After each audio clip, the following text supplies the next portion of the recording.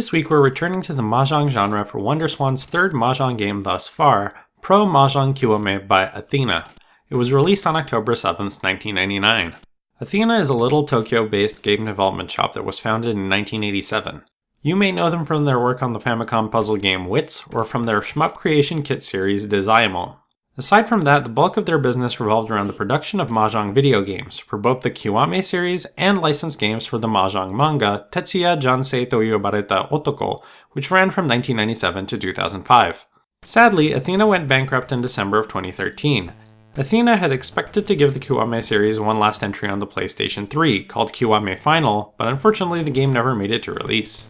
If you recall, the first two Mahjong games on WonderSwan had one common element, the involvement of a developer called Chat Noir, which handles both the development of their own Mahjong games from time to time, and also licenses out their Mahjong AI to other game developers.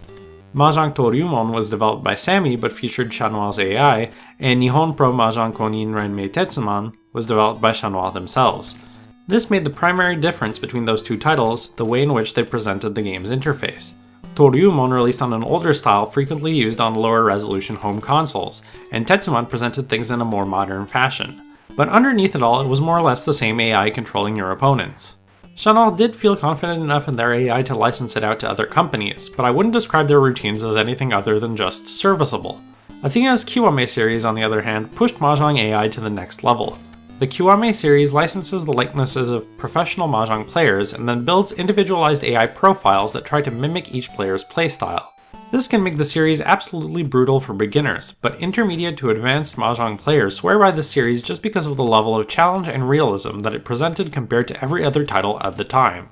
Kiwame always felt to me like it was laying out the framework that would later be used by Konami's ongoing arcade Mahjong series, Mahjong Fight Club. Mahjong Fight Club is as much a 24/7 online multiplayer Mahjong title as it is a celebration of Japan's Mahjong pros. If you select the right mode, you can face off against AI recreations of all of the current season's Mahjong pros, but they go one level further.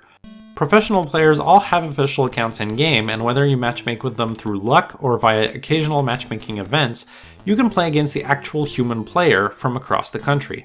There are also a bunch of nice touches in this game that are absent from all of the other Mahjong titles thus far.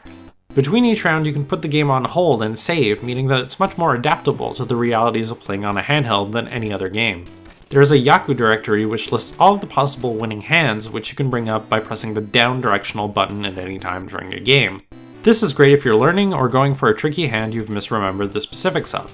As far as I'm aware, there's only one more Mahjong game that was released on the WonderSwan, Tombuso, which won't get its own episode for another 2 or 3 years.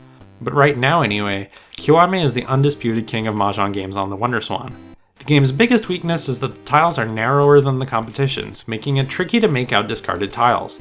It's really weird because the playfield is already scrollable, so they could have made them a little wider and players would only have to scroll a little bit more in the name of readability. But if you're in the market for a WonderSwan Mahjong game, this is the one to get.